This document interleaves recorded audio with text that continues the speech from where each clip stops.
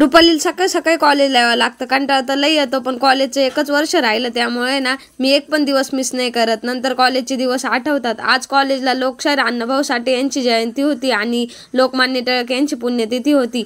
त्यांनी आम्हाला कमव शिका योजनेमध्ये पार्टिसिपेट करायचा चान्स दिला. गेलो, फॉर्म वगैरे सबमिट केला. त्याच्यानंतर सरांनी ना या योजनेबद्दल लेक्चर घेतलं नाही का, कोणी काय काम करायचं, कोणत्या डिपार्टमेंटला कोणी जायचं.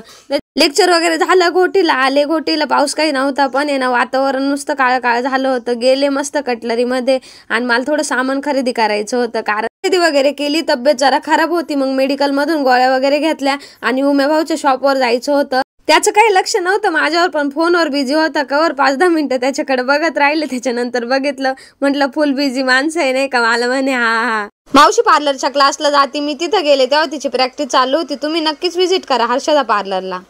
पार्लरच्या बाहेर आले, तिथे विविध पक्षी दिसले. त्याच्यात काही पोपट होते, ते विकायला होते, पाळलेले होते, ते काही